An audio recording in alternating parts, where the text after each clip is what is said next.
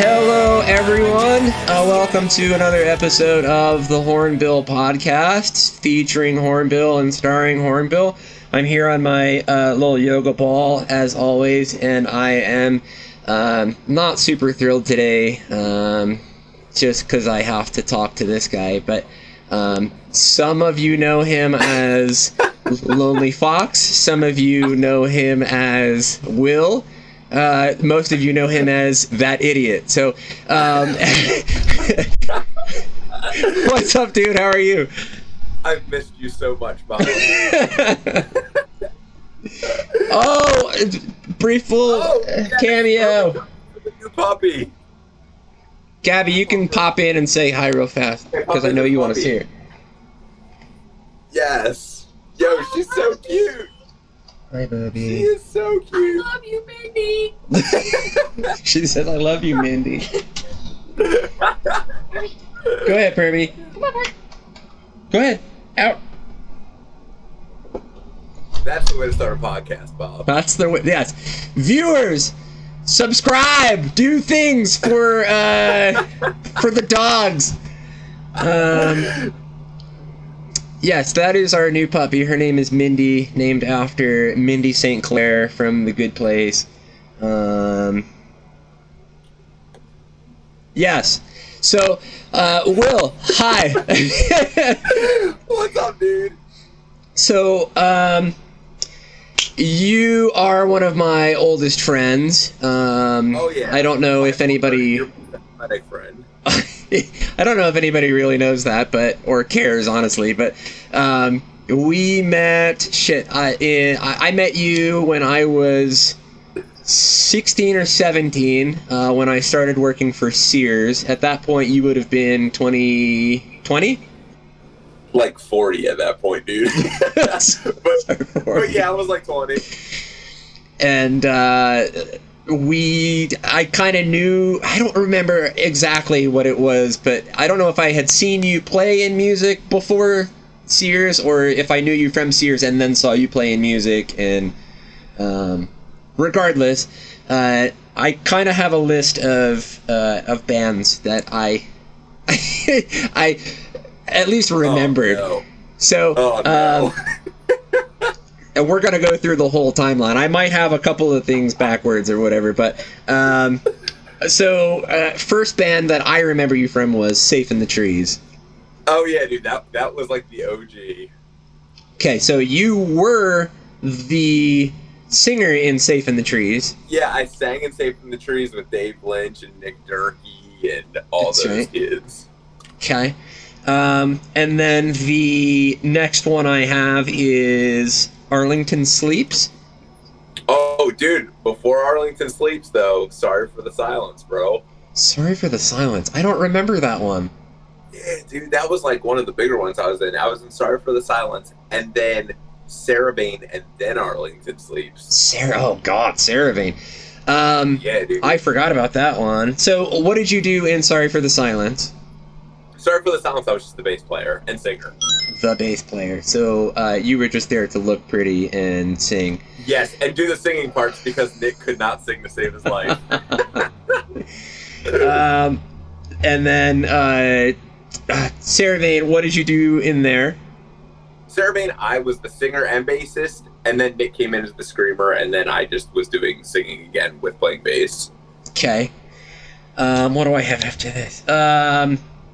Then that would have been Set to Reflect after them? Yeah, dude, yeah, it was Set to Reflect after. No, Royal. Okay, so I'm glad that you brought that up, because I have Royal ? Because I remember there being another band, but I wasn't sure if that was the name. It sounded like that was the name. Yep. That was it, dude. I remember them, and that was with Tony or was Set to Reflect with Tony and... Set to Reflect was with Tony. Royal was Nick Nadeau and Frank Railing. Do you remember the kid that like really shredded? Yeah, Frank. Yeah, dude, that was Frank. Okay. Dude, he ended up playing for the Air I Breathe and like a bunch of other big bands. No shit. That's cool. Yeah, dude. So Royal, then Set to Reflect. Royal, you were the drummer for. Yep. Set to Reflect you were the drummer for. Yep, you know it, dude. And then I have Fine Fine after, well, what was Royal, and you were the drummer for Fine Fine, and that was with Nate and Dave Gill. Dave, that's right. Yeah, dude, and Nolan Herbert. Nolan, that's right. That's who I was trying to think of. And then after Fine Fine, you guys moved to Alabama, right? And then that was... Yep, that was moved to Alabama. That's actually why I left Fine Fine, was because we were getting married and we were getting ready to move and stuff. Gotcha.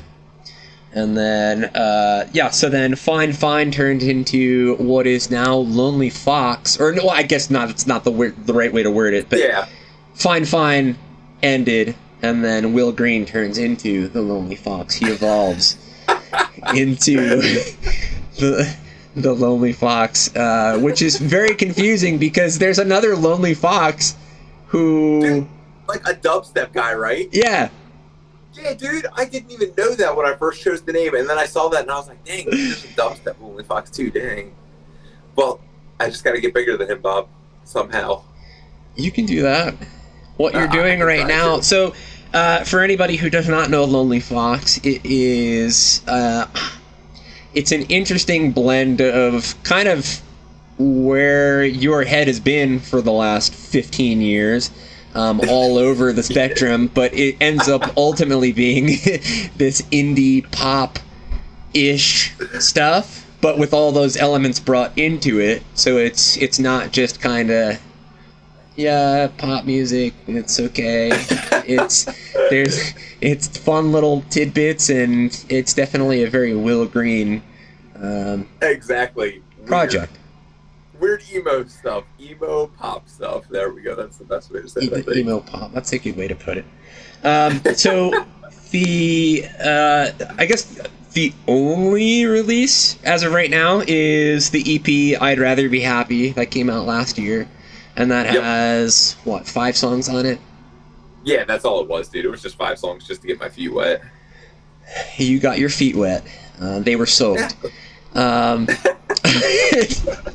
So, one super cool thing that I love about this is how everything has its own music video with it, and you got to give Photopunks credit for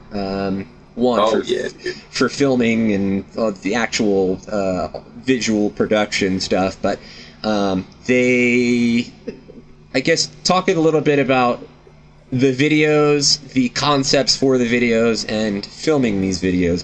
And I'm going to try and, pull these up as we're talking about them. All right, sounds good, buddy. Dude, it was the weirdest thing. So, the first video we did was Chemical Imbalance. And, man, we had to go through and, rent this farm out and everything. And we had to make sure they were okay with us getting blood everywhere. And, we went, dude, that was the weirdest part. Was we had to be like, if we get blood all over the place, will you guys get mad at us? And they were like, no, it'll wash right out. Dude, they were the nicest people ever. But, oh, dude, that's the second one, actually. That was sure the worst. I didn't even pull up freaking the other one. But keep talking. So, yeah, the other one, it's a cool little concept. You're in this, I'm just going to go off of what I think it is. You're some guy, you think you're this guy, and some cult ends up taking you away, but ultimately it's all in your head. And it's a cool little, I don't know, I interpret it as a fight with yourself, and... that's exactly what it was, dude. Okay, sick. That makes me a little happy. But yeah, it's a cool little video. Lots of neat production, and you do get blood everywhere, and yeah, dude, that was the best part. And the funniest thing is they had this giant swing with all these flowers down the side, and bro, the swing was so nice. And that was the only spot that when I initially spit blood everywhere, the lady who owned the farm goes, no. You can't hear her in the video, obviously. And we had to ask her if that was one spot that we could do it at. And she was basically kind of pissed at us. And then we showed her the shot. And she was like, okay, you can do it again. We had to keep doing the shot. Alright, so go on to You're the Worst here. That's what we're watching right now. Yeah, dude, this was legitimately just a one-shot video that we had an idea for of just going out in the middle of the woods and making it like, you know, it's a really happy song with really dark lyrics. And this is terrible form using a shovel, by the way. You're gonna hurt your back so quickly. Dude, this is the first thing I noticed when I watched it. I was like, how do I look at my back? Sorry. Better got the job done. Dude, it was hard though. I had to fill that hole and unfill that hole over and over and over again, and it was terrible, bro. That was the worst part of shooting this video, I think. And try not to get dirty while doing it. We had to do it over and over again. Yeah. Got everything. And yeah, I love the seamless shot. That's I had Liam from Again in May, they're like a post-hardcore band from Maryland actually, and one of their music videos it's one seamless shot where they're in and out of rooms, and I watched that one with him and you. Yeah, and if there's something that music videos are sick regardless, especially nowadays. Like, it's like the music video revival, and it's a lot of creative, cool shit happening. But there's something super appealing about a one-take shot that... Dude, I totally agree. I don't know if it's just because that's how we live our lives. Nothing is pieced together type stuff, or if that's just how we function and flow daily, so... Dude, we did a new music video that I'm putting out next month. It was the hardest shot video we have ever done. It took so many takes. So I'm in like a Polaroid picture of this. And dude, so Jenna is just now photo. Say that last sentence you did again, but closer to the microphone. Do you know who Jenna and Alan are from Photopunks? Do you know Jenna or no? I don't think I do. Dude, Jenna is incredible, man. So her art, she like is doing all the art behind me in the actual one-shot video. Yeah. But bro, so I have to change my clothes, and I was changing them as fast as I could, ripping them on, and people were grabbing me. And it was actually Gavin Mason grabbing me from the side, so you can't see who it is, but you know, they're ripping at my clothes and everything and pulling my clothes off in this video. And I have to immediately put clothes back on. Dude, it was the hardest one-shot video of all time. It was impossible, dude. I think I have the other one up. Or maybe I don't. Let's go... Yeah, this is left. That's the one I was looking for. Oh yeah, dude, this was the last one that we shot, actually. So, where did you film this? This is Nashville? Dude, this is all over Nashville, actually. Okay. You know, it's weird, it's actually partially at the Titan Stadium. Really? Yeah, dude. Cool. Like, a lot of the Titan Stadium. We did not get kicked out, and we scored with it. We got kicked out twice. Say that again, one more time. Closer to the mic. I was going to say, we actually, we thought we were going to get kicked out the whole time. We ended up only getting kicked out one time. It was during drum. That's sick. Yeah, dude, we really thought we were going to get kicked out, though, the whole time. But thank God we only got kicked out once. And then we obviously got our way back in. Yeah, that's dope. It was super fun, dude. I love that bridge shot. I could be a basic bitch here. Nighttime skyline photos on a bridge. It's like my shit. Oh, dude, it always looks so sick, bro. It always does. It doesn't matter if you're in Nashville. It doesn't matter if you're in freaking New York. It doesn't matter if you're in Nowheresville. It's so true, dude. Freaking Kentucky. It's always gonna look sick. Dude, that's actually Tony right there in the video. Yes, Tony is in this one, and Tony and Alan are both in this one, and then Cody, who's this really famous YouTuber, his name's Camelot on YouTube. He actually YouTubes for anti-GameStop and anti-big establishment, and he's the drummer in this video. Sick. Yeah, dude, super cool, dude. I literally asked him to do this video the week beforehand, and he was like, "Sure, man, why not? I'll be there." Hell yeah. Yeah, that shot too. You showed me one of the newer videos too, and you do a lot of this where you're doing your own thing, but music is being played in the background, or musicians are playing in the background, and that's, I don't know, that's a vibe for me too, because it's just, I don't know, music is constantly existing whether you're there or not, so it kind of just portrays that to me, if anything. Exactly. I feel you, dude. Dude, that's actually, that guy right there, that was Alan from Photo Punks playing the Geek Eat. Cool. One of my other best buds. He's a good dude, man.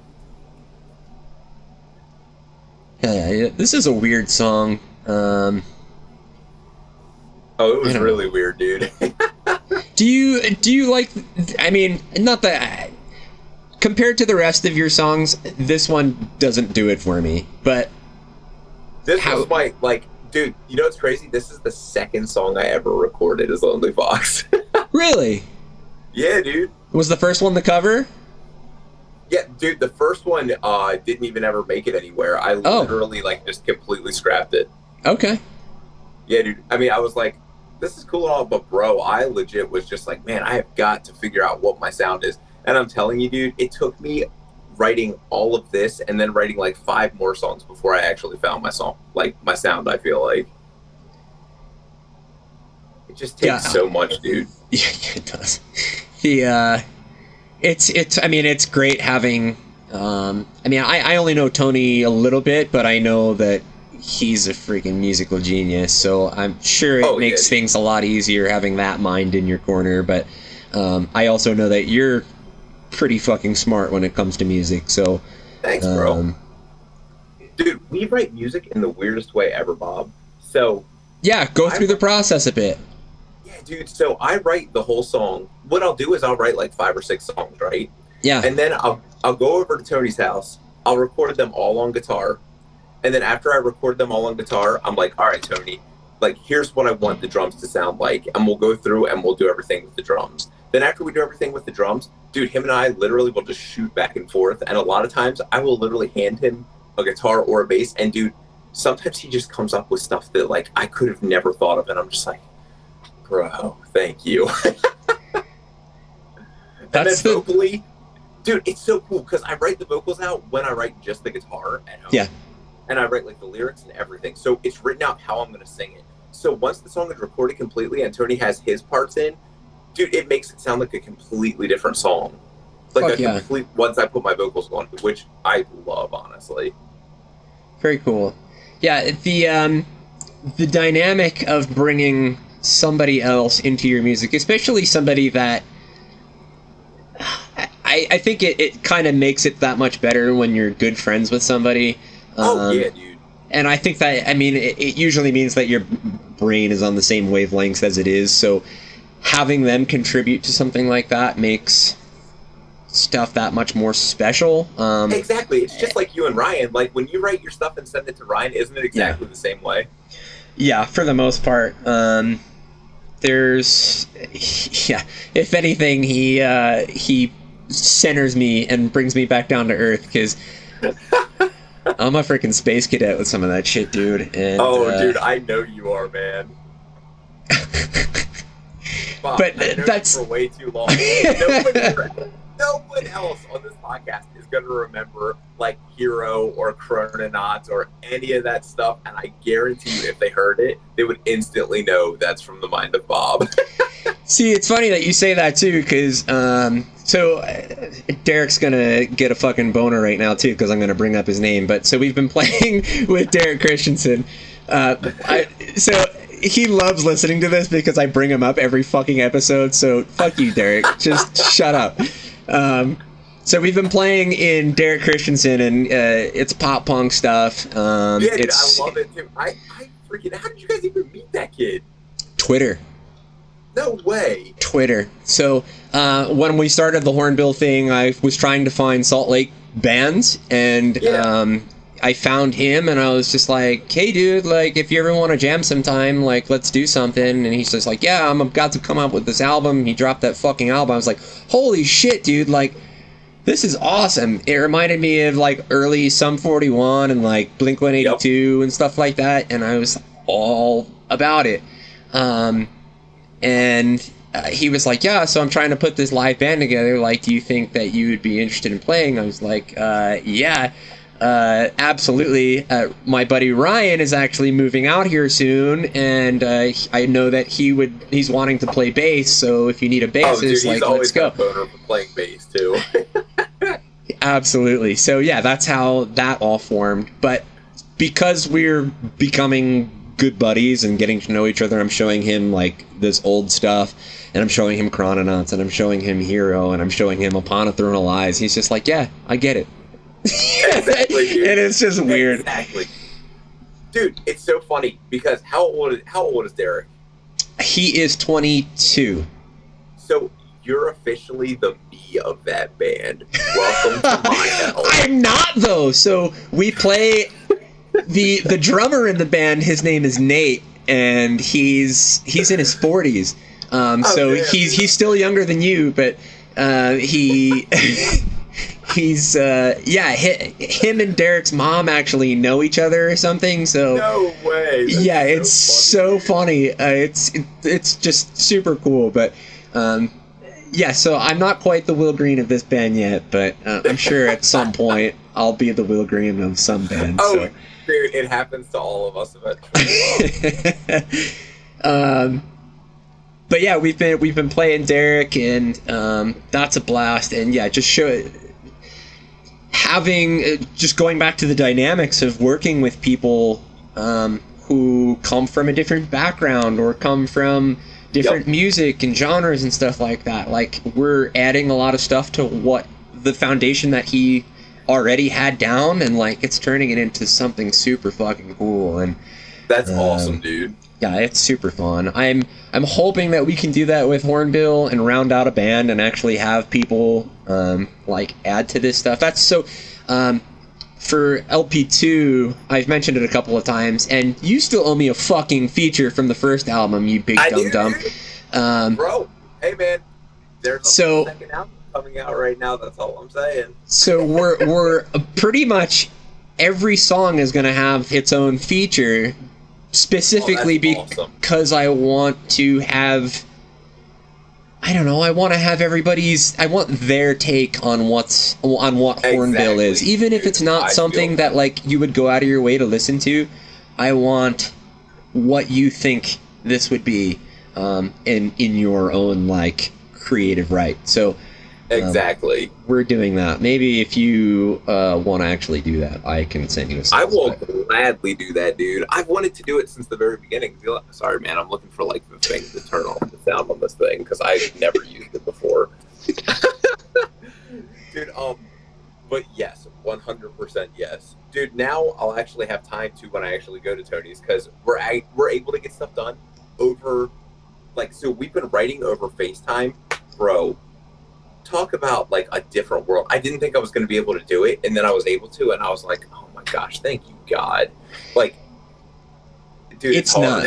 It's very hard. It is, but it's possible with the right people. It is. So that's how our first album was written. For anybody out there who cares, Ryan was in Baltimore, I was in Salt Lake, and we just we wrote it across the fucking country. So don't let geographical issues stand in your way of your music and your creative process. There's a way to go around it. Cool. Destination, yes. That's one thing. I'm gonna ask you, as a freaking old guy, do you feel like you're getting dumber? Oh, dude, I've got so much more dumb as time is going. Like, it's unbelievable. And it's so funny because my memory is so much worse. And now, literally, I feel like I used to be able to, like, commit, like, 70% of my brain power to music and the other 30% to living. Now I have to give, like, 95% to music to write anything that's even remotely good. And the other 5% is, like, my living functions, like breathing and eating. Yeah, I know that way too well. It's, getting old is so, and we're not even old, but like, it's just... Dude, I know, that's the sad thing. It's weird. It's just... It is, bro. It's as soon as there's a 3 in front of that number at the end, dude. As soon as there's a 3, I swear. What the hell word was I trying to think of the other day? My cousin and I were hiking the other day, and I was trying to think of like a very common word. It was like photograph or something, and I just couldn't think of the word. What, I was like, were you know that. To Nickelback or something? Yes, because if there's one thing I do, it's listen to Nickelback. I know you and your Creed and Nickelback obsession. No one on here knows Bob loves Stain. #1 band. It's been a while. It's been a while. Yeah, I don't know what the word I was thinking of, but I used like 5 words to describe this very common word. I was just like, I'm a fucking caveman, dude. Like, what is happening? Such a dummy. Oh my god. Jesus Christ. Yeah. Okay. So, Lonely Fox, you have, what, one single that is post I'd Rather Be Happy, and that's I Can Feel a Hot One, correct? Oh, yeah, dude, that was just a cover, too. Oh, that is a cover? Yeah, dude, that was just Manchester Orchestra cover. Oh, I might be crucified for this, but I do not listen to Manchester Orchestra. I don't think I've ever listened to Manchester Orchestra. Dude, I'm not going to lie to you, Bob. I'm not, like, huge on them either, so I understand. I literally just love, like, 3 or 4 of their songs. Like, gotcha. I love a few of their songs, but, like, you know, it was one of those things where it was like, dude, this song is so sick. I really want to cover it, so I covered it. I was a little bit disappointed that it wasn't the Rob Thomas and Santana. It's a hot one. Bam, bam. Like 7 inches from the midday sun. Bam, bam. The next song I'm going to cover, Bob. Potential freaking Lonely Fox Hornbill collaboration there, because I will sing the fuck out of some Rob Thomas. I would be so okay with that too, dude. Yeah, let's talk. Hey, that might be fun. Can I ask you a question now? Sure. Did you love the new Limp Bizkit song? Yeah, I kind of did. I loved it, dude. It's fucking ripping. Yeah. So, I don't think I've ever not loved a song of theirs, and some of their shit has aged so poorly, and like I can't help but love it all. It's nostalgia, dude. It's nostalgia, man. But like, not even like Golden Cobra, that album. Like, I don't think anybody that really listens to Limp Bizkit knows that album, and like, I love that album. It's terrible, but it's so good. Cobra or something. It's something ridiculous. Yes, it's the worst. And then the third album, or the fourth album, Results May Vary. I think the only song that anybody knows off of that was their cover of Behind Blue Eyes. Yeah, and like that was such a weird album for them, because like they kind of did some like emo post-hardcore shit on there, and they were trying to figure out a new sound for sure. It's so fucking good. Like there's it's either track 6 or track 7, Under the Bridge or something along those lines, and they have a bridge in that song. Let me remember it real fast. Yeah, you're right. Everything's wrong when you're right. Knowing that I was wrong. Nothing's right when you're wrong. And like, it's just this play on words, and the bridge just hits so fucking hard, and it's like, oh my god, my little emo heart.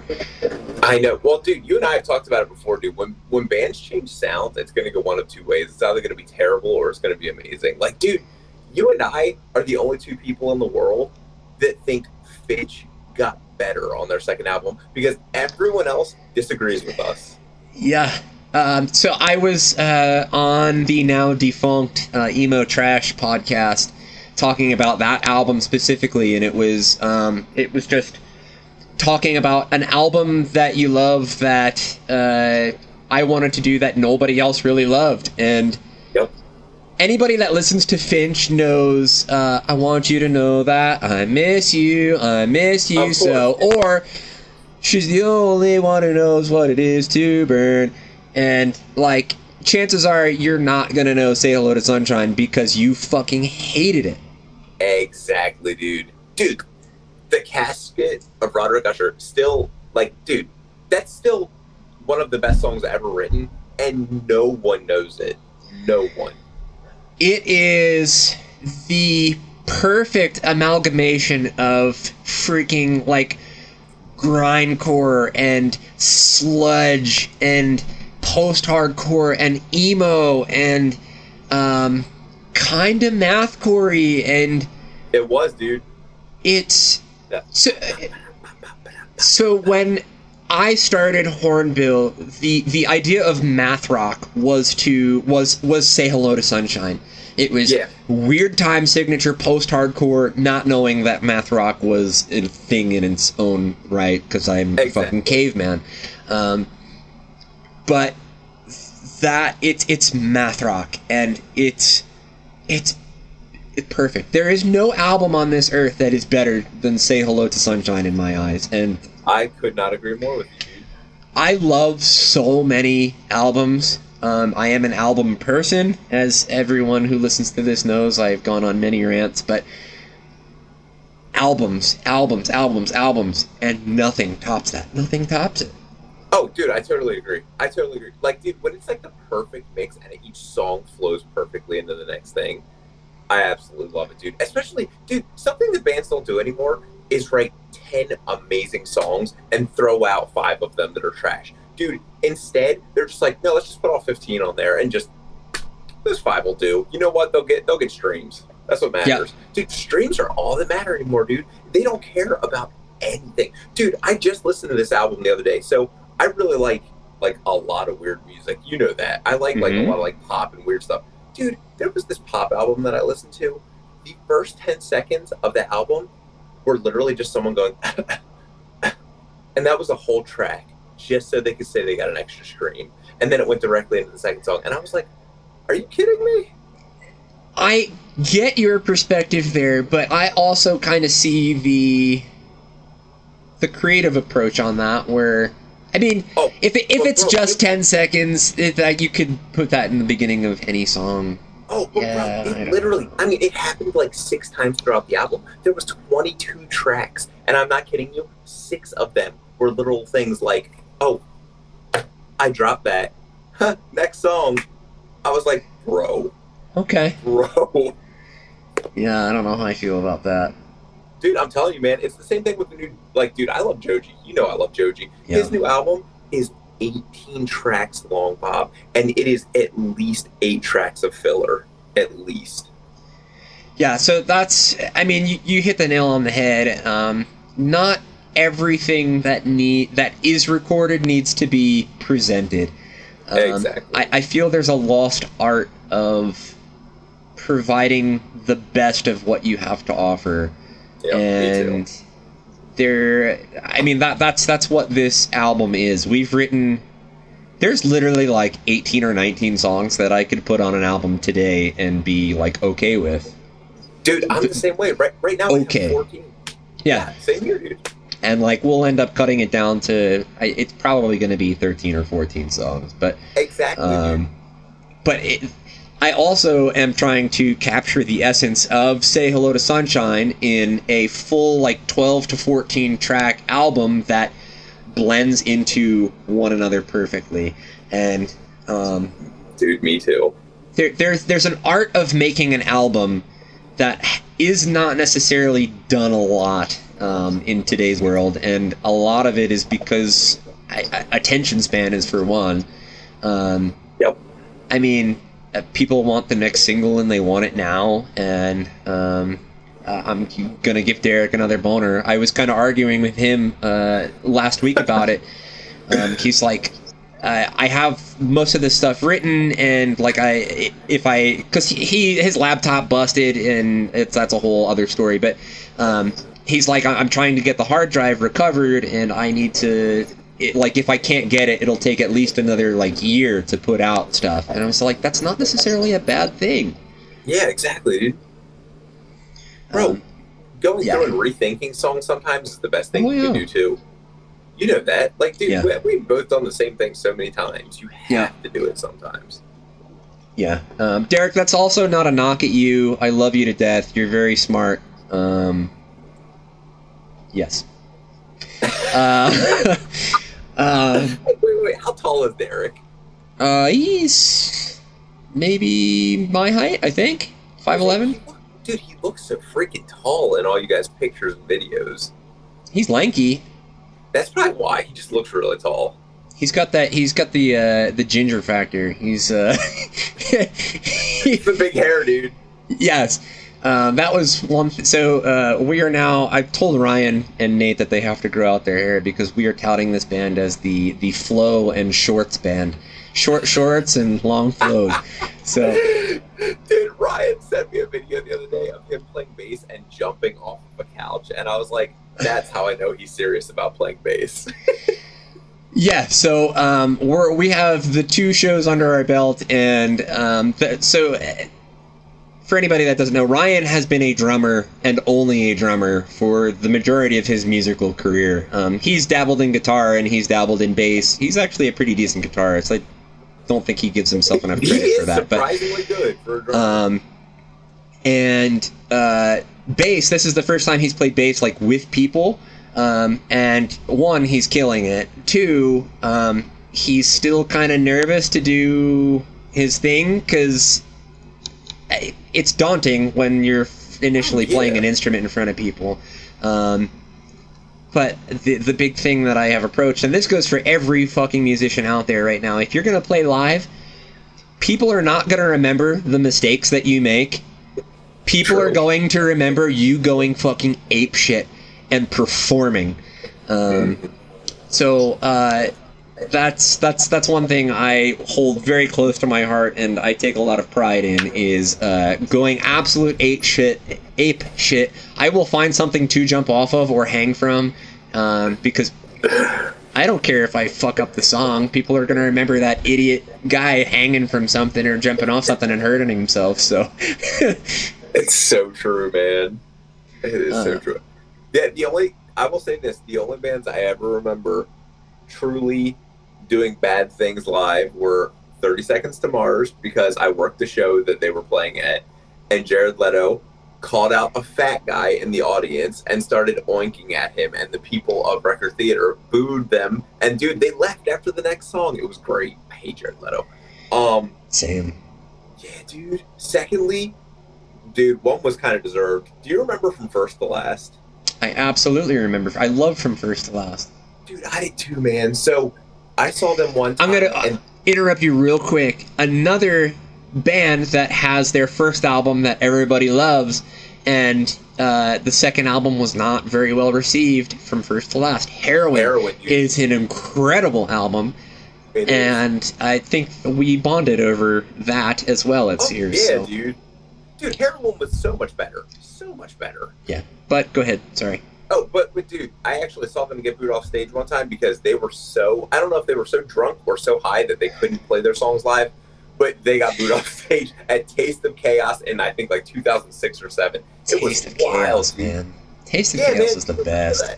Dude, it was the best. It really was. I know, dude, exactly. Doesn't that make you feel old? Like, bro, that was my shit back then. See, I think there's a difference between fucking up a part and just being a shitty, like, performer. Oh, dude, and they were just so out of their minds. They didn't even know where they were. Yeah. There are bands who are the exception to this rule, and they don't move an inch where they play, but it's mostly like, in my experience, it's like tech death and like super heavy, like crazy shreddy bands. Dude, you just reminded me of my Can I tell my favorite show moment ever, Bob? Yeah. Dude, okay, so Gab and I went to see Thursday's Full Collapse final run through where they were doing the whole thing and they were playing Full Collapse front to back, right? Sick. And they were playing with Animals as leaders. Sick. Who were unbelievable live. Yeah. And Under Oath was there too. But the opening band was a Skylit Drive. And a Skylit Drive was horrid. I hope they see this because I hated those guys. So, I did. They were such good. So, good bands don't watch this. Get out of here. So, dude, they were playing, and they had only played like 30 songs. They're talking about their new album and everything.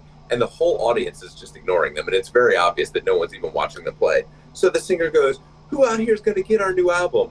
And everyone went dead silent in the audience, Bob. I mean, dead silent. And then he said, "Who here doesn't give a fuck about us?" And the whole place erupted. And I was like, dude, you welcomed that on yourself. Oh, I can't wait to do that at a Hornbill show. It was great. So full circle, going back to Limp Bizkit, the beginning of A Significant Other. You wanted the worst, you got the worst. The one, the only Limp Bizkit. That is going to be the intro for if and when Hornbill plays. You wanted the worst, you got the worst. The one, the only Hornbill. I love it, dude. Oh my god, that's gonna be fucking awesome. I cannot wait for that. That is a good show moment, though. I'm trying to think. It was a good one. I'm trying to think of like the best moment I ever did. Not because of the music or anything, but yeah. I fought 3 guys at a Hello Goodbye show one time. I was with an ex-girlfriend, and this at the record when you could still smoke. God, a caveman. Jesus Christ. I know. Some guy was blowing smoke in her face on accident, and she was just like, "Hey, can you stop?" And he was just like, "No, fuck you." So I said, "Bro, stop blowing smoke in our faces." And he took a big freaking hit of his cigarette, and he blew it right in our face. And I have never punched somebody so fucking hard in my life. I hit him like right here, and I broke his glasses, into his little fracture, whatever. I don't know, whatever that face bone is. And then his buddy threw a cup of water at me, and I went after him. And then some other guy was there. I just saw red, and I ended up beating up 3 guys. That guy just deserved it, though, dude. Yeah, for sure. But it was Hello Goodbye. What a weird band to be watching and fight to, dude. Like straight up Hello Goodbye. Just going in the background while you're that is so funny. Oh my god. That was probably a good personal moment, but as far as like a show is concerned, I'm trying to think. I remember seeing Finch when they did their 10-year reunion, and like I needed that at that point in time, and that was fucking sick. And because they had the old drummer come back with them, and like we were at that together. The first time? That was the one in Philly, right? Yeah, we were at that together. You were there with me. Oh my god. Yeah, yay, friends. Was that was you, me, Jer, and Scott? And Scott, yeah. And we all went go-karting before we went there. We did! Oh, yes! Oh god, friends. I love it. Yeah, I would say that. That was cool. Dude, that was a great show. That was good. Remember, dude, the Ghost Inside played that night? Fuck yeah. Yeah, dude, there was a lot of bands that played that show, actually, that we were like, yo, this is kind of a sick show. Like, the whole reason we went was Finch, though, remember? That was the whole reason we went up there, was because you and I were obsessed with the old drummer. Yeah. Well, the second drummer. And old drummer.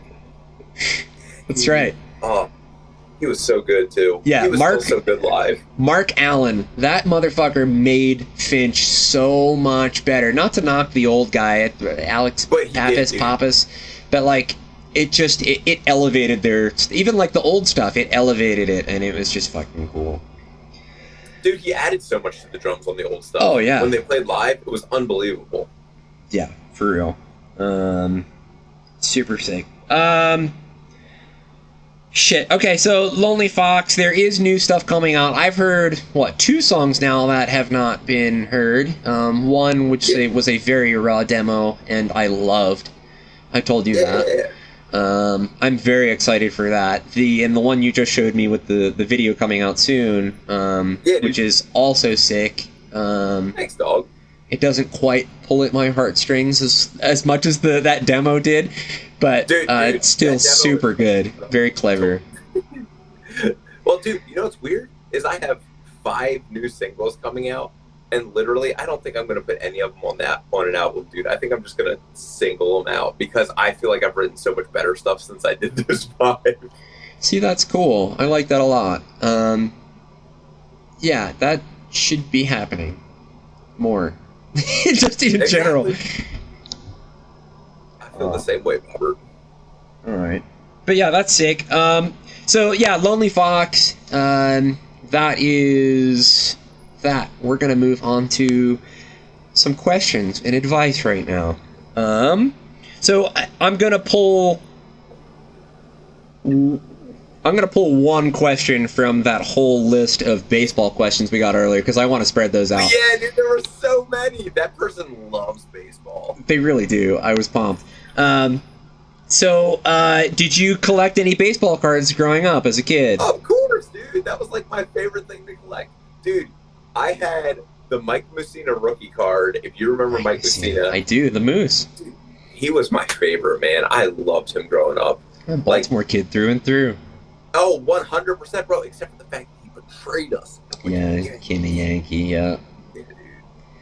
Yeah, fuck you, Mike. I remember collecting Jesus Christ. He's listening to this too. Pro athletes listen to the Hornbill Podcast. I do remember collecting baseball cards. I remember I had a Ken Griffey rookie card when he was still playing with his dad in Seattle, and like it was him and his dad on the card. I was like, that's fucking cool. Like, I want that. Dude, that's like one of the sickest cards ever, man. Because not only was he awesome, like as a person, but dude, he was so quick. Oh yeah, So quick. Ken Griffey Jr. Proud. I will say it. He was the best baseball player of all time.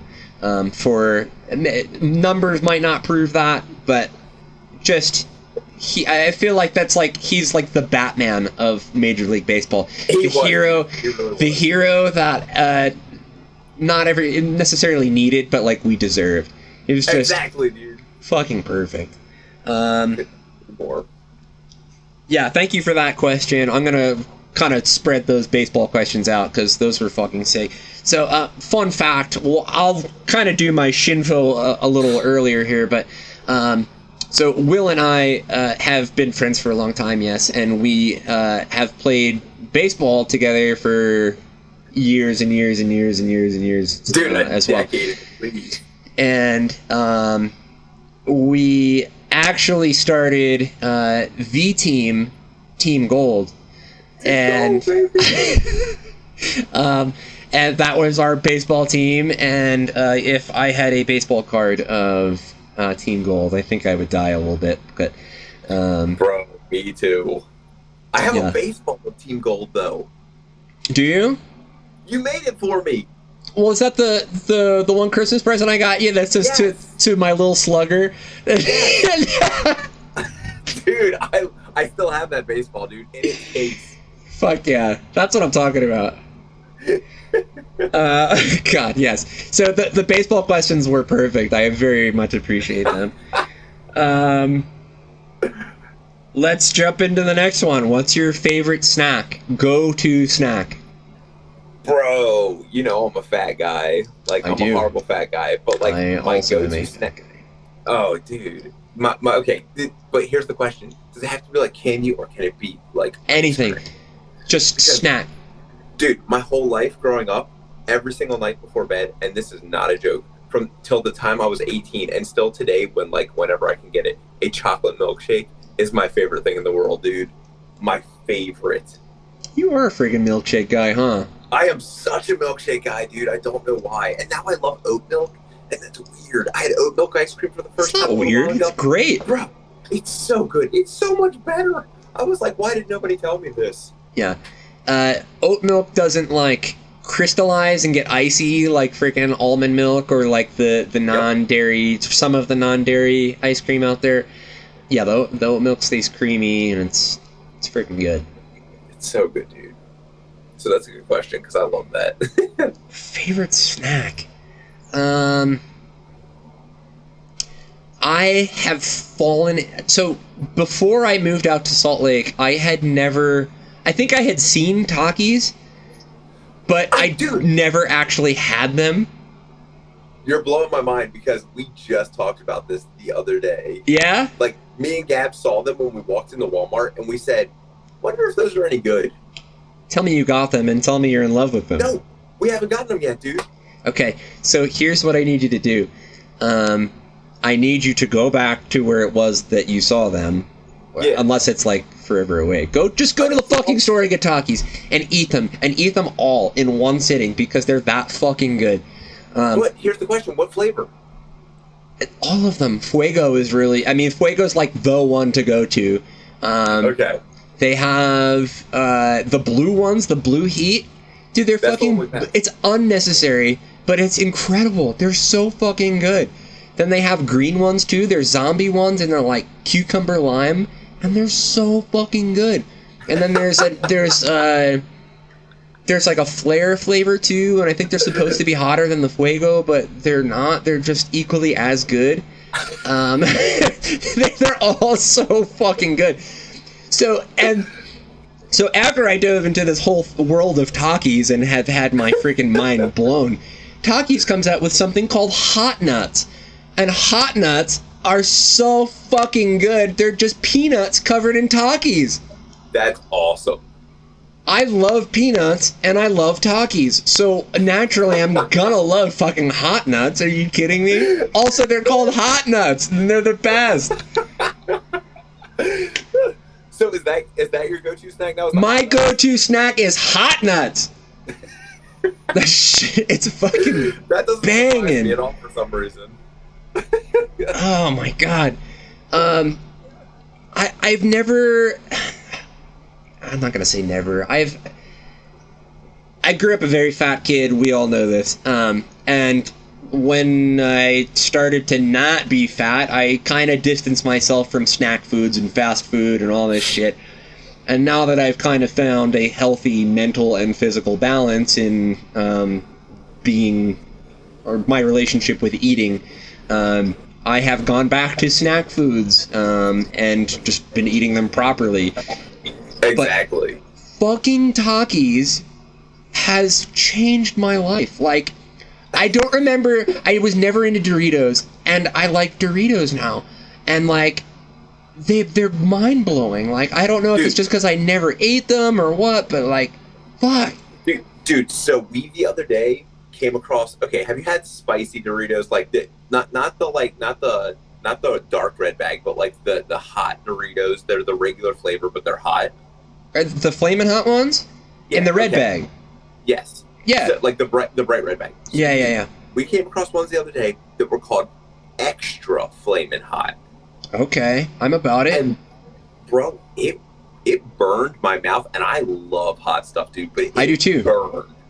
I love hot stuff, dude. For a straight white man, I have the tolerance of a heat tolerance in my palate of a someone who can tolerate good heat, because I'll eat that, like, even the Takis, I'll eat those things, and, like, somebody else will be like, damn, those are hot. And I'm like, are they? Like, they're just fucking good. I'm the same way, bro. Like, when we go out for, like, Chinese food or something, I literally ask them to make it as spicy as they can, and I love that. Like, I want to cry while I'm eating.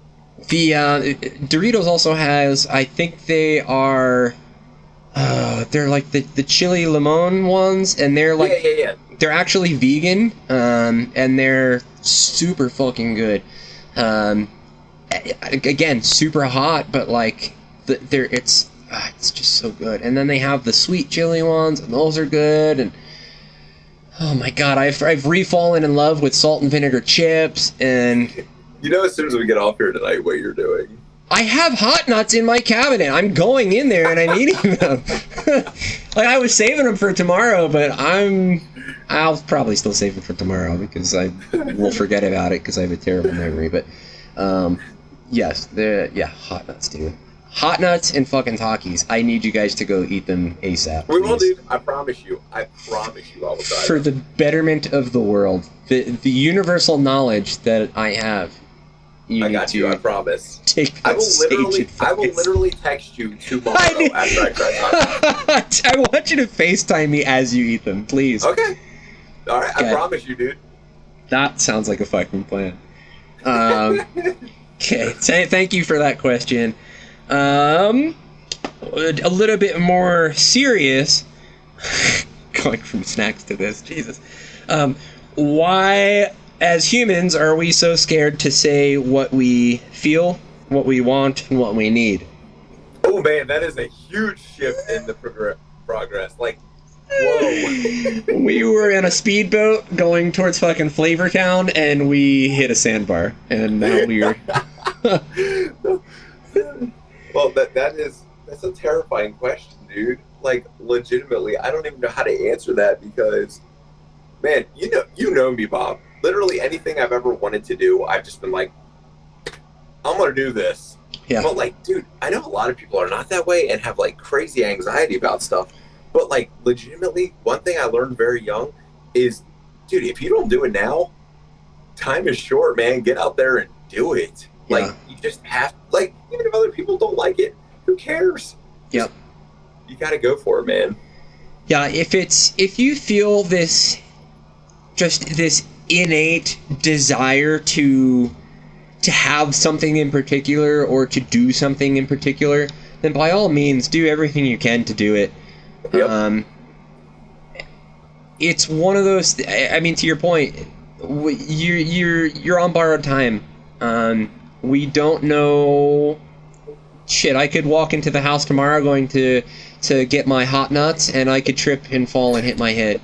I was hoping you were going to talk about choking on hot nuts. That's really where I was hoping that was going. Or I could choke on hot nuts and die a very tasty death. But yeah, if it's something that continually returns to your heart and your mind and your thoughts, like, do it. Do anything you can to do it. I think people are just too scared. Like, everyone's scared of people judging them, and I totally understand that because, dude, I used to be terrified, like, getting on stage and stuff. Yeah. Like, the first few times both of us did it, it was kind of freaky, but, like, just in general, like, even it's terrifying. It is, dude. But, like, then you realize, like, dude, these are other people just like me. Like, they want to come up here and do this too. It's just I'm the one that's lucky enough to do it. I don't know if everybody's like this, but even still, I'll get butterflies in my stomach until the first second I start playing, and I almost see red. It's kind of like with sports too. Like, I just black out, and then things are done, and I'm like, okay, that was sick. I never remember I don't really remember playing shows. I don't really remember playing sports and stuff like that. And it's just because I'm finally at that point mentally where I can just let things happen and just zone out. And I can't imagine that everybody's like that. But if you are, you got to find that thing that does that for you, that allows you to just be at peace and surrender to what's happening. And yeah, don't ever be scared to say what you feel to add to this. If there's anybody who is not scared to say what they feel, it's me. It might be scary for other people to hear, just because it's, especially when it comes to mental illness and mental struggles and stuff like that, like, it's still taboo and it's still a shitty stigma surrounding it. But don't ever be afraid to say those things, because that's what's necessary to get it off your chest and to get it off your mind. When you internalize that shit, it just makes things worse. And it might be habitual for you, but that's something I definitely recommend getting out of, because you're only going to explode at some point. Yep. And talk to your friends about it, dude. Seriously. Yeah. Don't ever underestimate your friends.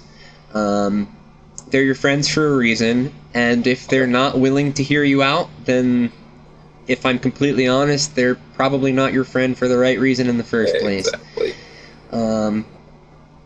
and I've said this on every podcast, I think, if you're struggling and if you need help with somebody or something, please reach out to me. That's why I'm doing this and being so open about things, because I don't want other people to go through it and suffer. Nobody should have to deal with this shit. So the last thing I want you to do is go through it yourself. So please reach out to a friend. Please reach out to me. I'm sure Will would echo that sentiment as well. Oh, of course, dude. Last question. Oh, it's not even a question. Somebody who you know sent me a GIF of Michael Scott, and it just says, "Why are you the way that you are?"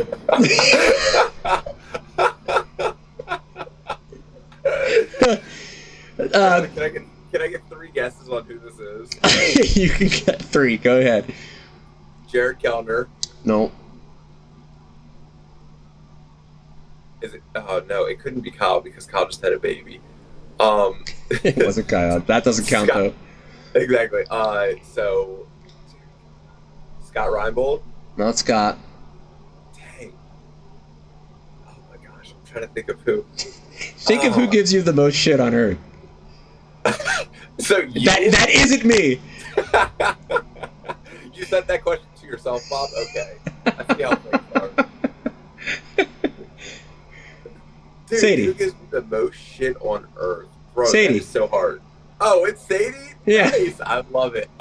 That's so true, dude. So 99.9% of the time, people don't know this, but over the past, 15 years of knowing Bob, Sadie and I's communication has been just constantly bickering with each other in a loving way. That's very true. It's so true, dude. I'll turn this question into, do you say GIF or do you say GIF? There's only one right answer. Oh, fuck, dude. I say GIF. Okay, I do too. Yeah. Okay, good. Anybody out there, GIF is a peanut butter. And... Oh. She said GIF, right? Hard G? No, she said GIF. Okay, Gabby. And her name is a hard G, and I do not love her. Right now, we're ignoring her. Gabrielle Shadow coming in fucking bullshit. I don't want to hear that. Yeah. GIF. Jesus Christ. Okay. That does it for questions and advice. Thank you everybody for sending those in. I actually got a lot today, so thank you. Let's go on to segments. Will, this fucking rules. What has killed it for you lately? Dude, lately, traveling all over the country has been super dope.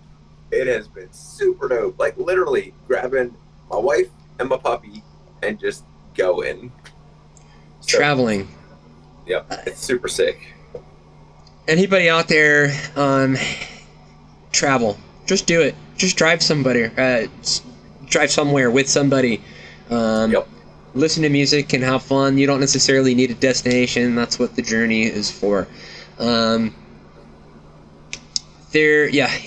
Anxiety is kind of a killer to it. If you don't know where you're going, it gives you those butterflies and stuff, but just travel. It doesn't have to be so far. Yep. Especially if you're somebody like some of our friends who will never leave the town that they grew up in. I encourage those of you to travel as far as you can and just learn something new from another culture, another way of life, another part of the U.S. Yep. There's a lot to see in this country alone, and a lot of people don't see a percentage of a fraction of it. So, dude, some people stay in their hometown their entire life. Yep. That is scary. That's terrifying to me, and I know that's the opposite for others. So, that's a good one, though. I echo that because I just went on a trip with my cousin that was sick. I'll get to that in a sec. But this fucking rules for me is writing a riff and people who you're playing with, like being all about it and like all in on it. Yes, dude. So I haven't told you this, but I've recently started a straight edge hardcore band, and we are going like full late 90s, early 2000s, like New York hardcore style, and writing some of these riffs has been fucking awesome. Wait. Is it called Deadlift? X Deadlift X. It is not Deadlift. It is Snake Eyes with a Z. Alright. I like that too. Yes. I always wanted you to have Deadlift X, dude. Always. The dream is to do a straight edge hardcore band that is called X Deadlift X. But the requirement is you have to deadlift minimum 315. And that was always what held us back from doing it. God, yeah. But yes, that's what fucking rules for me, is writing a riff that's like you're about and like you're into, and the people that you're playing it with are like, fuck yeah, like let's go. That's a banger. That's a banger. It's such a good feeling. It really is, dude. Transversely, this fucking sucks. What has sucked for you lately? Bro, Wi-Fi in every hotel in America. I know this so well too. Oh my god. Dude, it's been so bad. Like, I'm trying to write with Tony, and no joke, we'll be on FaceTime together, and I'll hear like a riff be like, and he's like, "Did you like that?" And I'm like, so sick. Oh yeah, it's God. We stayed. Where were we? We were in Fruita, Colorado the other night, and yeah, I'm just trying to load tweets and see what the fuck's going on because I was in the woods for like 3 or fucking days, and like the Wi-Fi at La Quinta is friggin' La killing me. So. I heard Gabby laugh. You like that one?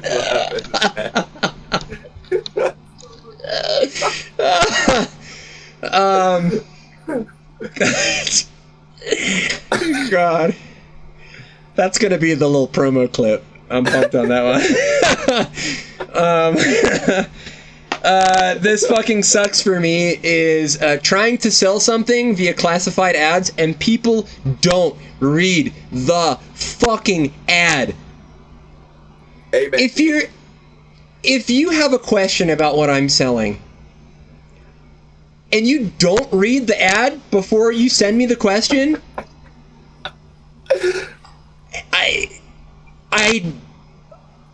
I want to inflict rage. Like,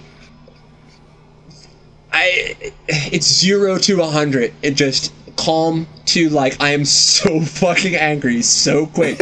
Just use your brain. Just use it. You have a brain. Yeah, oh my god. That's where you're overestimating people, Bob, because a lot of people in this country do not have a brain. I mean, I get it, but like the whole country is a bunch of smooth brains, and like I don't know, use the one wrinkle you have and read the fucking first sentence that gives you the answer to the question that you had. Your brain is working enough to know that you need more information on this item. Just read. I'm not. How easier it is to read it. It's so much easier. Yeah, then you know exactly what you're getting yourself into. Oh, for fuck's sake. God damn it. If you're looking for something used, or if you're just I just love how riled up this gets you, Bob. It makes me happy. I am so fucking angry. You're already angry, and it's not even really happening right now. It's not. Oh god. Okay, we're gonna go because I'm gonna just keep on going on and on. Recent jams. What have you been listening to the last day or two? Dude, do you ever listen to Heart Attack, man? I've heard that. Is it just him? No, it's a band. But Eric Okay. Egan is like their lead singer, and he's like Okay. on their Twitter and everything. So one of our Twitter friends, Lexi, they like Heart Attack Man, probably to an extent that isn't healthy, but I have listened to Heart Attack Man once or twice, and I was like, this is pretty sick, but I don't think I've listened to them since, and I don't really know why. I don't have a reason for it. They just put out a new song called Old Enough to Die, and Bob, I'm telling you, you should listen to it and check out the lyrics. They're amazing. Okay, I absolutely will. They're amazing. So Heart Attack Man, that's what you've been listening to lately? Oh, yeah, bro. That's been, like, my hardcore jam recently. That and, did you ever listen to No Pressure? They're like, just, 2 minutes and under, like, fast punk band, but they have the singer from the story so far. Dude, they're really good. And who is it? See them, actually, in October. Who? What's the band name? Oh, No Pressure. No Pressure. No, I have not heard them. Yeah, definitely check it out, dude. I feel like you would really like it. I'm sure I would. I've been in one of those kicks lately where, like, too much sound is just overwhelming to me, and the amount of music that I've been playing has, like, filled that void for me, so it's hard for me to listen to anything. I've been there before, man. Like, literally, when you get done at the studio and you drive home in the car in dead silence because you just need nothing. It's the most peaceful thing. Just the wind coming through the windows or just the sound of the car, like... That's what I've been listening to lately. But for the most part, I do have a recent jam, and it is the new Frontierer song. And it's fucking bonkers. Have you listened to Frontierer? Okay. I'm gonna need you to do that. Because... Okay. Dude, I'll listen to Frontierer while eating Takis tomorrow. That's a good plan. I wish I was a part of that so badly. You get me. I'll just FaceTime you on here and use my phone. I'm fine with that. But yeah, the new Frontierer song, it's... What the fuck's it called? It's Glacial... something... I don't know. But it's just fucking chaos, dude. It's absolutely fucking bonkers. And it's... I don't know. It's... Think of, like, if EDM was... like grindcore or mathcore. It's just all these... was grindcore. That's the strangest way you've ever explained something to me. So think... picture, like, Tom Morello playing mathcore. And I love that idea. It's just... I think Tom Morello would have made a great, like, mathcore or grindcore guitarist. It's so much noise, but it's also so tight, and, like, it's very electronic music sounding, kind of, but it's just straightforward fucking heavy. It's crazy. It's sick. I will link that to you because please do. They have a couple of albums too that I would I value your musical opinion, so I'm curious to see what you think of them. Listen to them too. Yes, that has been my recent jam. I woke up with this. What have you woken up with in your head? Bro, it's so weird that you put that question, because I'm not even kidding you. So I read that question, and the next night, I had a dream that the Red Hot Chili Peppers were playing Blood Sugar Sex Magic to me over and over again, and I woke up and I couldn't get out of my head. I'm so sorry for that song. Seriously, Bob, this is your fault. Oh my god. That's brutal. You should scold me.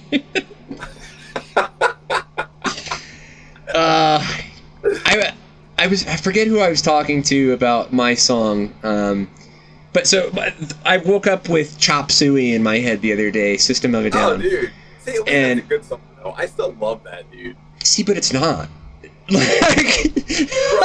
Bro, I guarantee if I listened to that right now, I'd be like, yeah. Like, dude, System of a Down was like my jam when I was like, So I was talking to, I can't remember who I was talking to about it, but I specifically had this conversation that I, in like 6th, 7th, 8th grade, was very into nu metal and this whole side of things, and it was Toxicity by System of a Down, Sinner by Drowning Pool, Down with the Sickness by Disturbed, and... Oh, Let the Bodies hit the Floor, bro. You can't forget that. I cannot listen to any of that shit anymore. Like, I loved it so much back then, but it just didn't age with me. Yeah. No, I somehow somehow Linkin Park did, somehow Limp Bizkit did, somehow some Korn did. Korn. No, I still like some Korn, dude. It's not the popular songs. Like the B-sides of like Freak on a Leash and like those are, I mean, listening to them now, it's like, how was I not super into this as a kid? But I know, dude. And same thing with Drowning Pool. Like, Let the Bodies Hit the Floor is a garbage song, but like, oh yeah, dude. Sinner and Fading Away are like so fucking good. Dude, so Gab thought it was so funny the other day because she came in and I literally was watching a Papa Roach documentary. Papa Roach is another one. Oh my god, what is the documentary called? How such a good band turned into the worst band to ever exist? The Papa Roach story? Dude, the whole documentary was all about when they actually wrote, what was that main song they had? Last Resort. Yeah, Last Resort. So it was all about when they wrote and recorded Last Resort and, like, what exactly happened. Dude, they used to play that song, and literally, dude, like, as soon as they wrote that song, it was unbelievable how big it got. Like, unbelievable. They went from having, like, 50 kids at their shows to having, like, 5,000 overnight, dude. It was wild. Yeah, Infestation, that album that's on, is another one that I used to be able to listen to a lot, and just oh yeah, dude, can't do it anymore. I made a whole like Spotify playlist of just new metal, just to those are my pump up jams. But that's awesome. I love that, dude.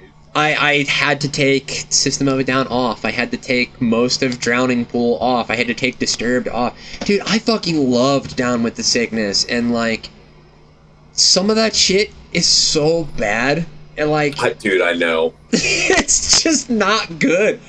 Dude, so two of my oldest friends, to this day, still listen to Godsmack, and I'm like, guys, no. Godsmack is another one, and so I'm going to side on their side of things. The first album, the self-titled one, and then I think it was Awake, whatever the second one was, the second one before Faceless. Dude, I don't even remember anymore. Both of those albums are pretty fucking sick, and they kind of still rip. But like after that, like once The Rock was in, and they did what, I Stand Alone. Yeah, dude. That's what I was like. All right, bro. It was so bad. Oh my gosh. Yeah, that was the late 1998, 1999, 2000, 2001, 2002 were like... Dude, that just music was prime. The best though back then. Oh, they were, dude. They were full of 3 Days Grace and feeling really hardcore because you hated your mom and dad. Jesus Christ, 3 Days Grace, yeah. Fuck. Yeah, Limp Bizkit, though, Linkin Park. Linkin Park is... I mean... If we're gonna go like talent, Linkin Park is always gonna be number one from all of that whole definitely. Era. They span so much. Yeah, it's creativity boundless. Limp Bizkit always will hold that torch for me. They will always be one of my favorites. Well, dude, West Portland is one of the most underrated people in music. Oh, absolutely, dude. One thing I learned. So shout out to Chris from The Sound That Ends Creation. He has his own podcast, and the guitarist from Psyopus, whose name is Chris Arp. I don't know. Did you ever listen to Psyopus with me? I don't think so. I remember like talking about them though. Crazy dweedly, like absolutely fucking insane. Nobody should be able to play that type of guitar music. And he actually auditioned for Limp Bizkit in like the early 2000s before Psyopus was even a thing, and like he told that story, and I was like, that's fucking sick. Like, I look up to that guy, and then he was looking up to those guys who I also look up to, and it was just fucking cool. Yeah, West Portland is phenomenal, and just sick. Dude, that's like how the whole music scene works, though, man. Like, honestly, like it's so fun. It really is, yeah. Yeah, dude, you think like this band is like so big and everything, and you're like, man, they're so freaking cool. What is it, like 6 degrees of separation? Like, it's endless. Like, yeah, in music, it'll always be that way. Yep. Yeah, too freaking cool. Shinfo.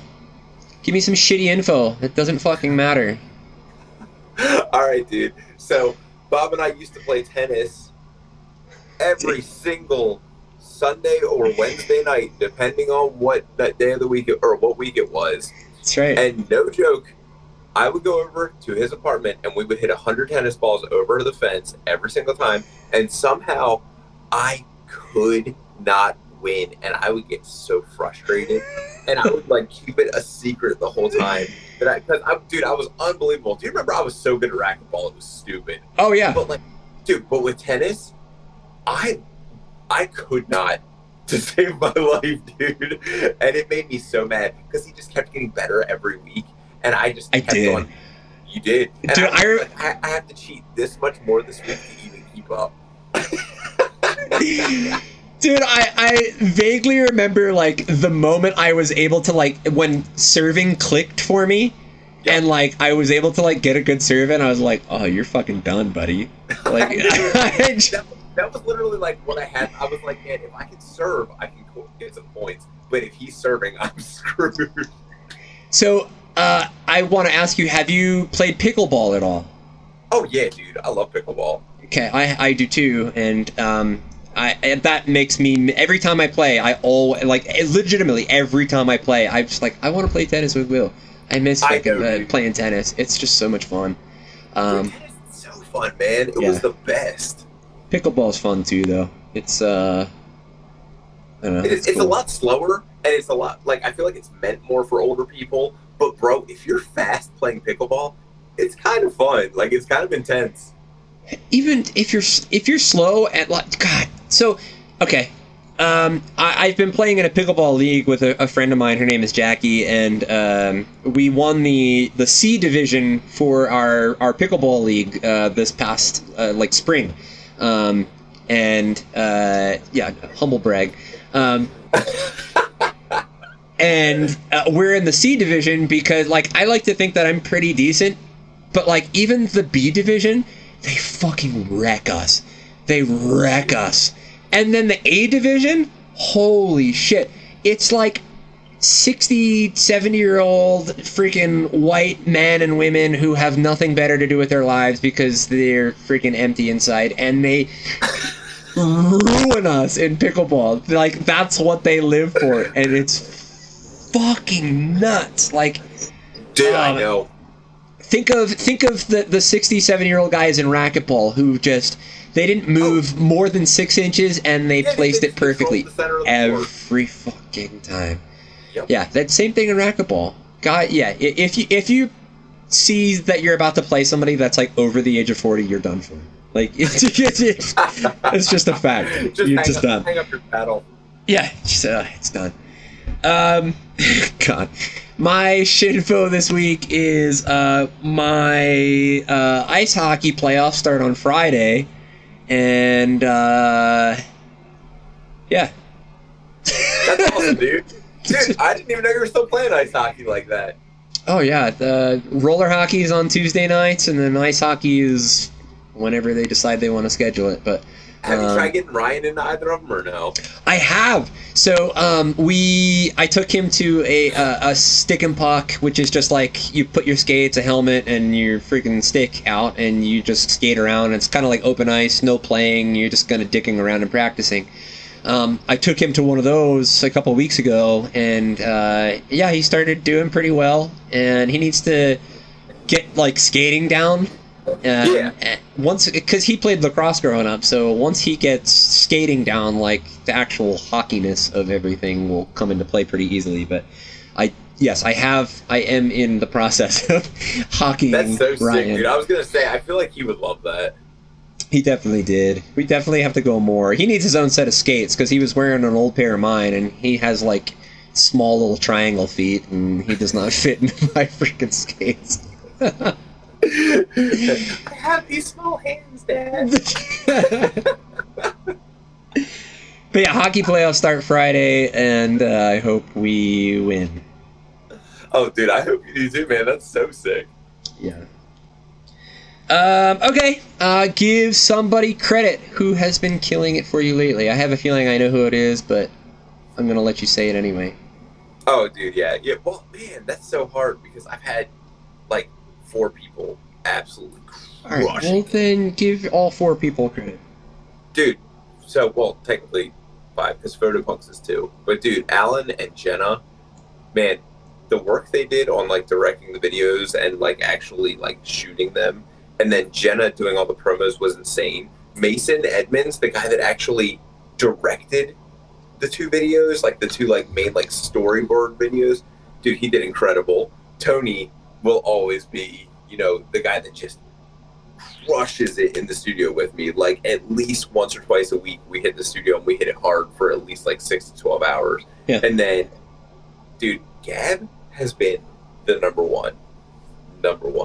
Like, bro, literally in Pikeville working 4 days a week, 4 12-hour shifts, which turned into 13 and 14-hour shifts somehow, and legitimately just going from place to place to place, like, just destroying it, dude. Taking care of our dog too while she does all that crap. I'm like, yo, you make no sense.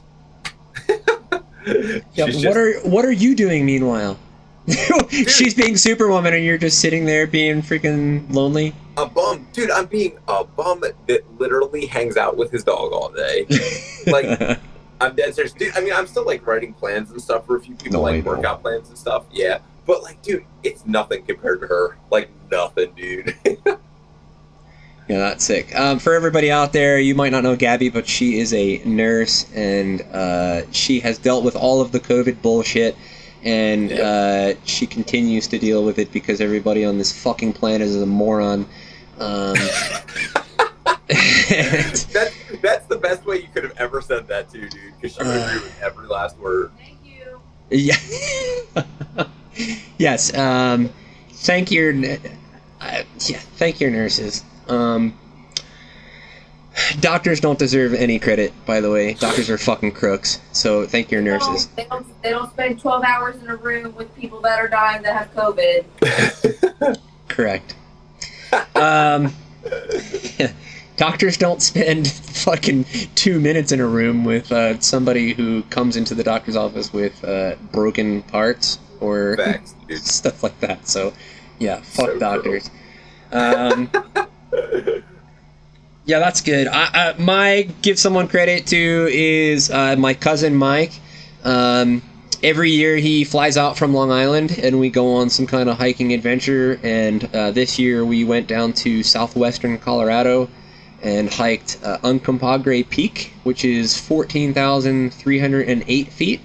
And for anybody who doesn't know, Long Island is 0 feet above sea level. So he was dying a bit, and he still made it all the way up, and he crushed it. So yeah, I'm giving him credit because he does it every fucking year. We do something stupid. We climb a big mountain, and the altitude gets him every time, and it's Bro, that ain't stupid. That's awesome. That is awesome. It's definitely fun, but like, I mean, I'm no saint in this either. Once you get past like 12,000 feet, it is hard to catch your breath. Your muscles work, but like they just don't get the oxygen they need to work better, or efficiently, I should say. And yeah, you get to 12,000 feet and it gets rough, and then 13,000 feet is extra rough, and then at that point you're just like taking 50 feet at a time, and you're like, it's just brutal. So yes, good job, Mike. All right, so let's listen, party. I'm gonna listen to this thing you sent me, and you told me not to listen to. Not that I was gonna listen to it anyway, but Can you put the video up too? Yeah, I'm doing it. Man, I'm so excited for this, Bob. Have you ever heard of this guy? I have not heard of this guy. Dude, he was the guitarist in Five Finger Death Punch before he started this band. Oh, Jesus fucking Christ. What are you doing to me here? Psychosexual. Well, that's definitely either Arizona or Utah, because we were just there. I'm sorry, Bob. Hang on, he's already in a trance. He's loving it. I hate you so much. Just wait till you hear his voice. I don't need to hear his voice to know what it sounds like. Oh, you do. But I don't. Oh, jeez.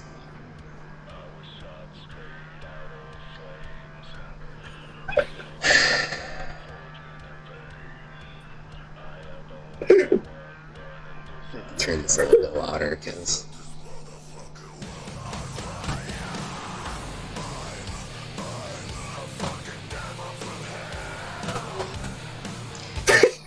So, one thing that's I will never in my life be able to get over is the fact that more people on Earth will listen to, support, and overall just vibe with this than anything we ever write. Anything. Well, so not even on a personal level, but people who are so much more talented, deserving, better people, creatively leaps and bounds ahead of shit like this. And they will never see the metaphorical light of day because people listen to this. Yep. People listen to...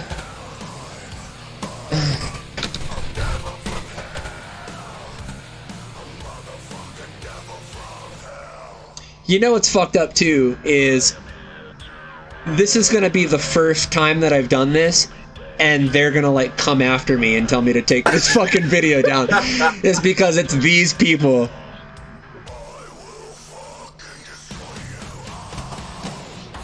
What a sick lyric. That must mean something very deep to him on a personal level.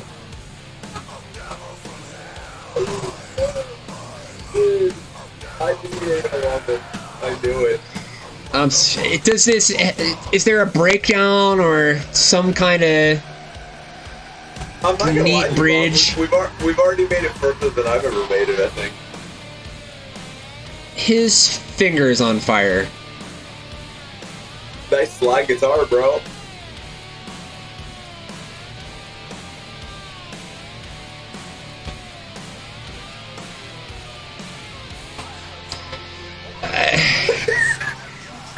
Randomly, dude. Randomly.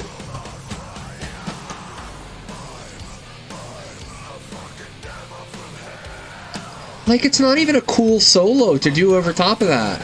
No, not at all, dude. You could do a lot of really neat things with a freaking guitar slide, and he didn't do one. He literally just went.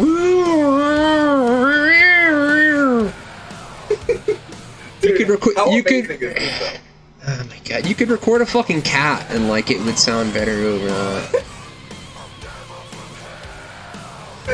Oh my god, dude! And then he rides away with the girl. So somehow. He's the hero in this story. Did you see that the saloon was called Purgatory Saloon also? I love it. I never noticed that either. Jesus fucking Christ, just kill me, dude. What was the Heart Attack song called? Heart Attack Man song called? I read it, Old Enough to Die. Yeah, I have seen enough. I have seen enough to die. New Hornbill song is... Is that not wild, bro? People love that, dude. Like... I don't know. I'm just beating a dead horse. There's I'm so upset. There's more deserving people out there. And I'm not even implying that I'm one of them, but... It's just... Yeah. Bro, that guy... If there's 7.8 billion people in the world, his deservedness is 7.8 billion on a scale of 1 to 7.8 billion. Like, that's the most embarrassing thing I've ever seen. And the worst part is, dude, so get this. He released a ton of songs as Psychosexual that had music videos with them. They were all so bad that he took them down and restarted after someone online that was famous made fun of him. I kid you not. Sounds about right. Yep. That's that type of person. Yep. Hey, yeah, so, come back, so. Yeah, fuck Five Finger Death Punch. Yep. Fuck is it Psychosexual? Psychosexual. Imagine having the ego to think that that's what we just. Everyone. I'm so sorry for what I just put you through. All 3 people who have watched this bar are now super fucking bummed. Someone just found their new favorite band, Bob. Psychosexual, yes, I know. God. Fuck. Alright, so that's upsetting. Plugs. Obviously, Will, you are Lonely Fox. Where can we find your music, and when can we expect new stuff? Friday, new stuff comes out, and then every month for the next few months. This Friday, the what is it? 12th. 12th. Okay, so this will be like 3 or 4 weeks ago. When you hear this, new stuff will have been out for 3 or 4 weeks, and you have already been listening to it. So songs out by then, so that's great. That's perfect. Cool. Fuck, dude, I'm like shell shocked like that. The thought process in my head has now turned to mush, and I'm so happy that you enjoyed it as much as I did the first time I watched it, because I was the same way. How did you find this? Dude, there's this kid named George Milstrid that lived up the street from me when I was growing up, and he literally sent that to me and was like, check out how great this is. And I was like, whoa. I mean, he was just effing with me, dude, obviously. But, bro, it literally blew my mind the first time I watched it. Like, blew my mind. Yeah, I don't really...